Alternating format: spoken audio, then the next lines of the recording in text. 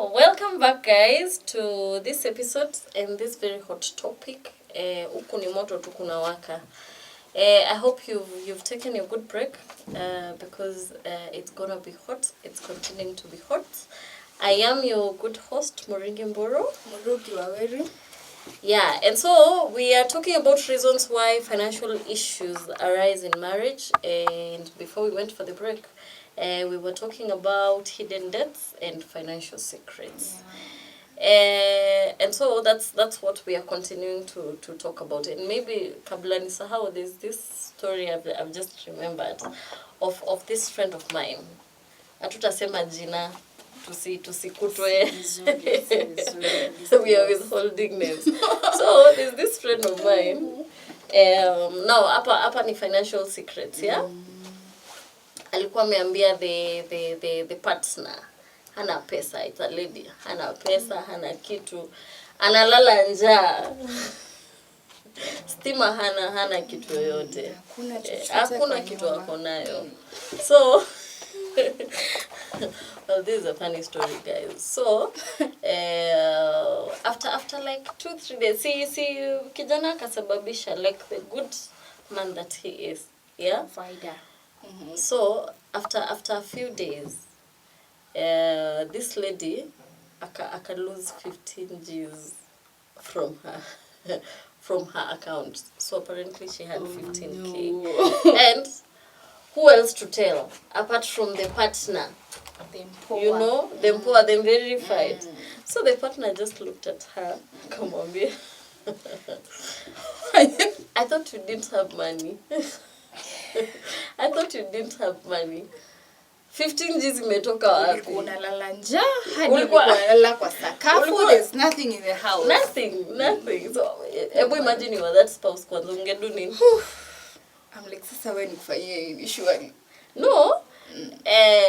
On this lady's defense, this was savings. Right? I don't personally, mimi nakubaliana na this lady. Because listen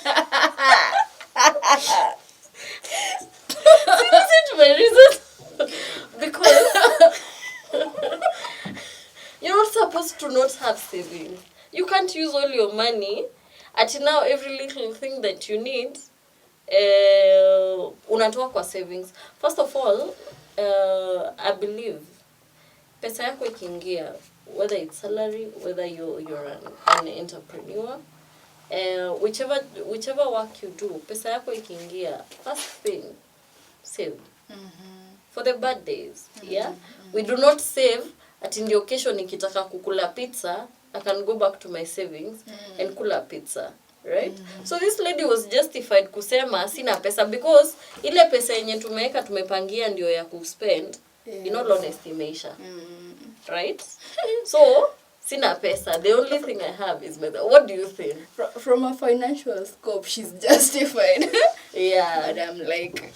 It's still a financial secret. Either way. But then, yeah. if maybe aliangalia kaona, mi nikisema kuna hiyo 15 G's, nitaambiwa tumie hiyo 15 G's. And now I don't sasa have savings savings anymore. Sasa hiyo ndio inakuanga shida ya kuambia wanaume uko na pesa. Yeah. Because the moment you disclose that you have money, you just become the provider. The sole provider. Sasa he abandons or absconds all the duties again. Uncle, like what he was doing before, ameacha kufanya. Just because one time you paid for the rent or one time you paid for the school. You can totally pay for the rent. I think that's such a big issue actually. Yeah. Especially when it comes to matters to do with finances in marriages. Yeah, for sure. Yeah, for sure. I think men should realize, because I feel like hata that man mwenyewe kuna savings zake. Yeah. Na haguzi hizo savings. But wewe immediately amejua uko na tu pesa mahali. Uko na tu pesa umeweka. Sasa hizo pesa ndio zitakuwa zikifund all this. I would really want to listen to their views on that. Like, why do they behave like that, honestly? Just, I would really want to be honest with my finances and my savings and everything else. And helping out in financial duties such as the rent and all that. But again, unakaa hivi uko like, namsaidia this one time. Next time, unashangaa tumefika date 10. baba nani kuna kitu siko na kakitu ako like si kwa savings uko na 20 Gs surely. So how do I even trust you with my money when you doing that?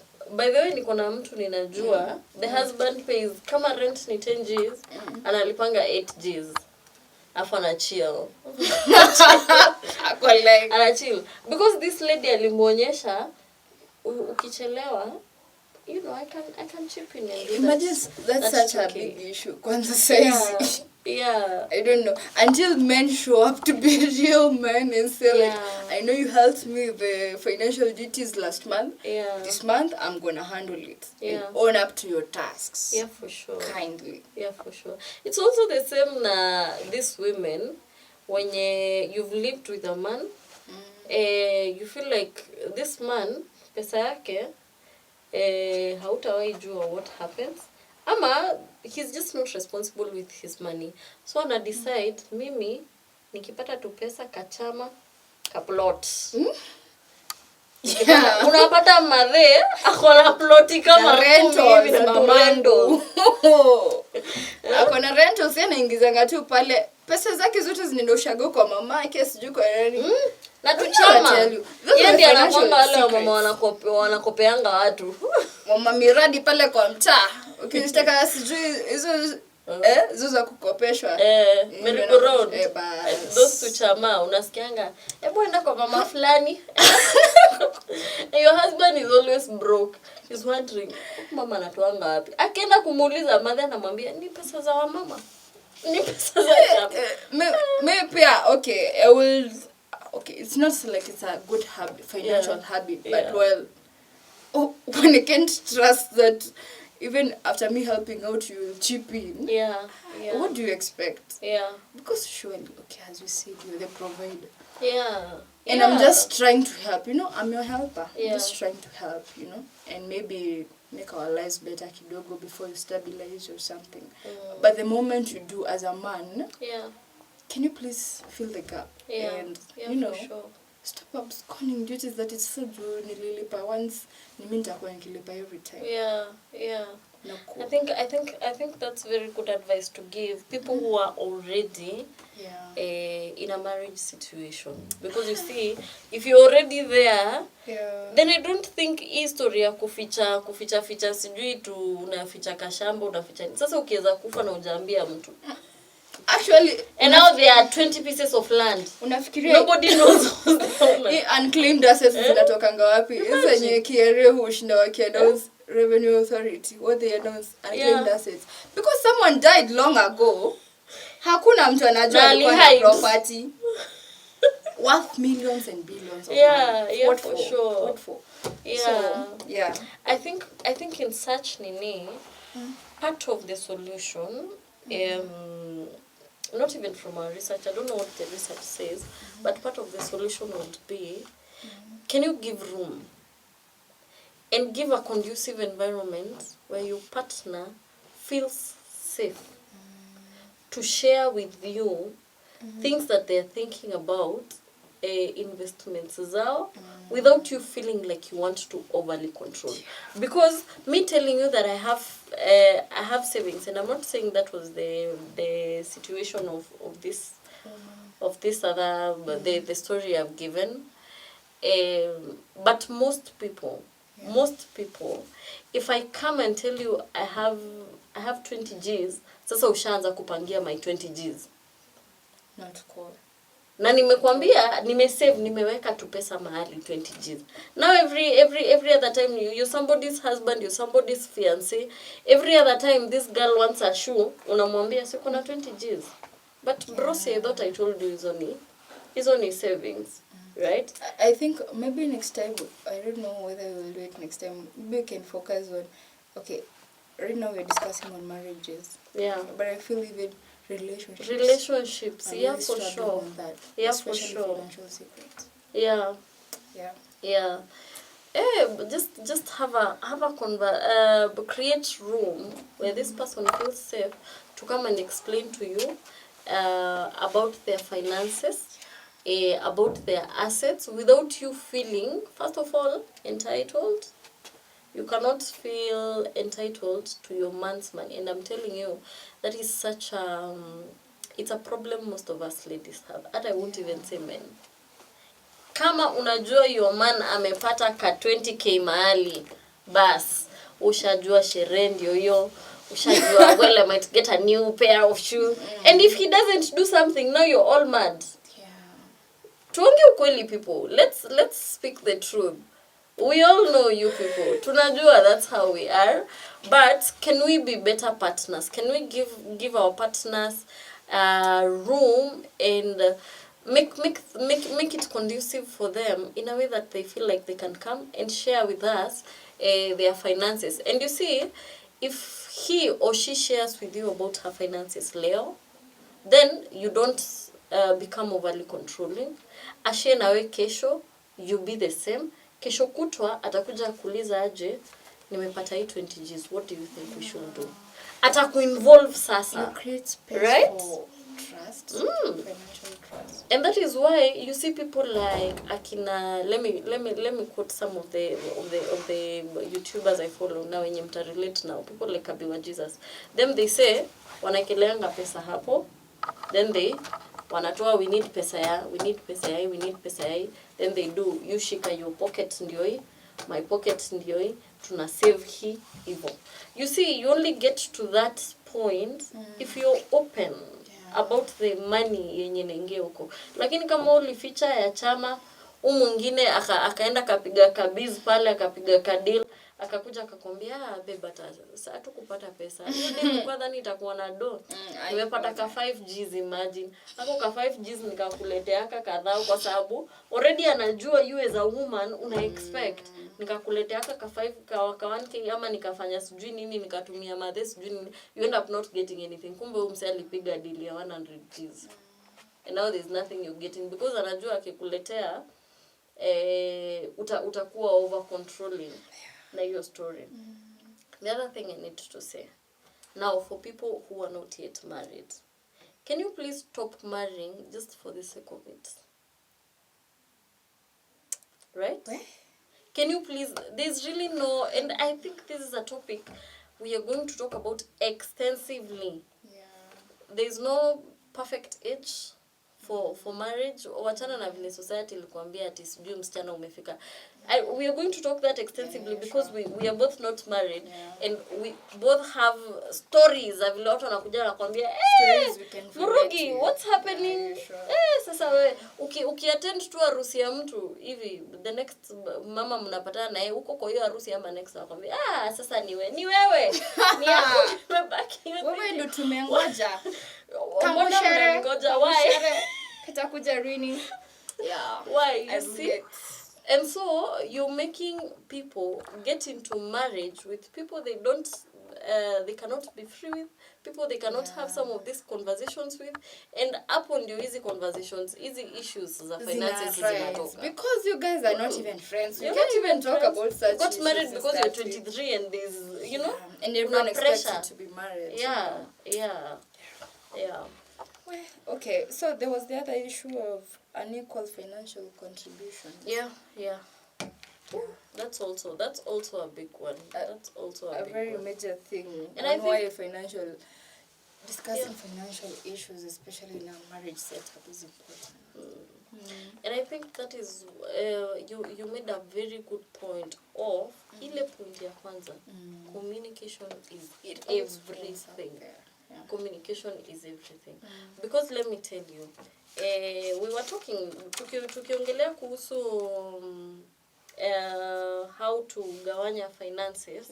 At first, I remember giving with our guest Gregory, I remember giving an example of you're bringing 200. The other one is bringing 800 Gs. Right?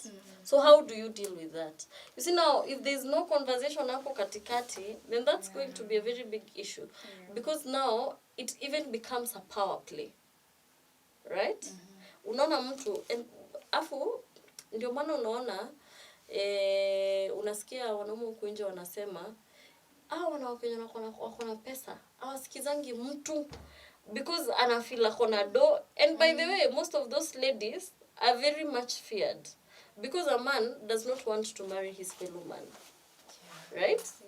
A woman who has money, first of all, is an empowered woman. Yeah. Right? Secondly, this a woman that can make decisions for herself without needing your approval, without needing your permission, ama vitu kama hizo. But you'd find it's not always like that. Some women are very ready to, to be submissive. But kwa sababu ulishaona she's earning 800 Gs, ushafeel huyu ni kichwa ngumu. Huyu atakuwa akiambilika kitu. But as you said, I think it's important, the previous point that you mentioned where, okay, it depends on what kind of a marriage setup you're having. Kuna hizi zenye totally the beneficiary 100%, and you're totally the funder, you're funding us 100%. Kuna the example you've given of Kabiwa Jesus. So on equal dividers. We bring all the money 50-50. Yeah, we divide. Kila mtu achukue hizi. Yeah. See, I think it's important to recognize or have the knowledge of who you guys are, right? Maybe from there you can know how to handle the whole situation. So ukijua mimi I'm the one who funds and she's a total beneficiary. There's no one day that you'll sleep and expect for her to fund. Right? Because you well know maybe she doesn't even have the finance. Okay, to start with, was she a beneficiary? Because she doesn't have the finances to fund. So hakuna venye utaamka siku moja, you just leave the house, you didn't leave any money to purchase maybe the household goods or food in the house, and then expect everything to be okay. Like, of course, that will start raising issues in your marriage, right? So understand your position as a what? Financial as a partner, provider. Right? So, just a quick one. What if it's the woman that earn you 800 Gs? Exactly my point. So if you know your position, so the man becomes the beneficiary. See, maybe that's how they are. What? But these people, what if they didn't have that conversation? Wait, kwani hao si wakikuja together or they knew mama? They assumed. Okay. They became those people we were talking about. Let's just roll it back. Communicate. Communicate and know who stands where. Right? So that when we're coming here, hakuna ku brush shoulders, you know. We know everyone where we belong. So hakuna time, okay, if it's a woman who pays the bills, hakuna time man utakuja kukohoa na ukusipewi respect, wewe ndo unalipa kila kitu. You're like, you knew this thing before getting here. So why are you causing all this? But also, if you have sat down and decided that because you as a woman are the one that will be paying most of the bills, women, can we stop rubbing it on men's faces? Exactly my point. Right? You picked this man and you chose. That's why intentionality, friendship and all, it comes in through. You picked this man. You well knew he's not financially stable. And he won't be able to afford paying the financial whatevers. But you still went ahead and said, okay, this is the man I want to marry, this is the man I want to settle with. For sure. Stop making him feel less of a man because you can help, right? Not cool. But pia mi vile ninaonanga vile unaweza deal na some of those things, because well kuna women wenye wanashinanga watakuimbia. Anakuambia sasa utashinda umeweka Inoro na mimi nataka kuona Citizen. Na hiyo TV ni mimi nilinunua. And now your husband doesn't watch. Now your husband doesn't watch the TV anymore. Unaanza kusema unaanza kuleta issues, right? But pia kuna such an instance, and that is wrong. That is wrong, 100% wrong on the women's side. But pia, and we touched a bit about this. Most men, when you provide for a man, you're messing with your self-esteem. It comes back to that. You're messing with your self-esteem. So, first of all, my thoughts, 100%, do not crucify me. But my thoughts, a man without a job Don't look for please. I just don't marry. I do not see your business with marrying somebody without a job. Kama kuna watu wenye walioana this kagae wenye walichangiwa sijui walikuwa na 100. You saw it was on TV. Juicy. No, it was not a juicy thing. I don't know you guys. Hiyo. Walikuwa na so peke yake, si ndio? Haya, so I don't know about that situation, but I'm assuming this guy doesn't have a job. So now tumewachangia, mumefanya harusi. Mumeenda kwa nyumba. Utaenda kulisha msichana wa wenyewe nini? Kula shida. Surely. What's the hurry? Unaenda kulisha msichana wa watu nini? Haya, msichana wa watu akienda apate kazi, amekuja, amekwambia baby ndio hii pesa, unaanza kukuwa na low self esteem. Not because you cannot provide for this. For this family. Unaanza ku project. I feel like if a man loses his job katikati ya this marriage, you're providing and all that, it is your responsibility 100% as a woman to step in, provide. But before that, stop marrying ama getting into relationships kama there's nothing you can offer as a man, in all honesty. Because now, hakuna haraka ya kushinda mmesumbuliania pesa kidogo ushaanza kuita wasichana gold diggers. By the way, men with, let me tell you guys, men with money, you'll never hear them talking about gold diggers. You'll never hear them calling women gold diggers. It is a man that does not have money, and now kwanza wewe testi yako ni wale wanawake wenye wanataka wigi ya 15k. Na wewe salary yako ni 15,000. Get your standards right bana. Right? Your salary is 15 Gs. Na unataka msichana mwenye anataka wigi ya 15 Gs. Ushinde umeita msichana wa watu gold digger. Not cool. Surely. Well, anyway. That's beside the point. That's beside the point. The point is totally put yourself in a situation where your finances zitaweza ku help that situation in your at that particular point. If you're earning 200 Gs, these are my thoughts. If you're earning 200 Gs and your wife is earning 800 Gs, sit down. Talk about it. Talk about what is comfortable with you without capping. Exactly. If you feel like mimi sitaki kubebwa na mwanamke, let us live kwa hiyo means ya 200,000. If a woman is not okay with that, hata yeye asonge. Kama yeye anataka standard ya 800, atafute mzee mwenye kwa standard 800, right? But if your standard as a man is 200, let us live in a house yenye hiyo 200 inaweza lipa. Let us live na means yenye hiyo 200 inaweza lipa. 800 the surplus after maybe kwa hiyo 200, of course kuna vile una help kwa nyumba, si ndio? We are not saying that he will bring anything. We're just saying you see these major things. I feel like it's important to let the man handle. In all honesty, I feel like it's important to let a man put a roof over the family's head.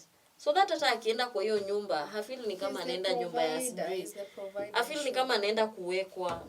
Right? Because I feel like that is even messing up with the ego of the man. Good thing is that you see such a setup is like 1% or 2%. 99% of them is zile zenye men are the providers. But you still the 1% bado inasumbua huko nje. It's true. It's actually true. It's actually still an issue. Yeah. But anyway, guys, these are new times. It's a new era. People have come from different places. Kuna intermarriages hata kutoka abroad, and some of these things happen. Some of these things people kuna 200 800 people are living standards of 500 and they're doing okay. Like we said, communicate with each other. Discussion gives life. Speak. Bora isikue unakubali shingo upande. And then now umekuwa wewe ndio unaenda kutembea na tubenten ama au mwingine ndiye ameenda nini na mboch kwa nyumba. You know? Yeah. Do the next one. And guys, by the way, give your stories. Tupatie stories zenyu hapo chini. We know that mko na stories mingi. I love listening to stories, so yeah, and we want real life experiences. Sure. Something you've gone through, something a friend of yours has gone through, something you've seen on the internet, on social media, share with us hapa. Tukipatana na interesting tutakuja kuzireview hapa. We encourage a sister or a brother out there. We all learn through stories, people's stories, true, actually, and experiences. And that is like the major reason why we began this show. Sure. To just, come and share and show you people whatever you're going through is not actually a you thing. Because you see, the society has put things zika in a certain way. There's really no one way to do things. And those are the norms we are trying to break from. There's really no one way to do things. Ati sasa finances zinafaa kufanywa hivi, usifanye hivi. So share your stories with us. Share pia sisi, whatever you share tutaambia watu. Let people widely know about what is happening, because you see, when you feel like you're going through something, it's normally more difficult if you feel like you're going through it alone. But ukisha realize, kumbe si mimi peke yangu nina struggle na story, other people are also experiencing this. You see, it becomes easier, and you're able to deal with it knowing that ni life maze, hivyo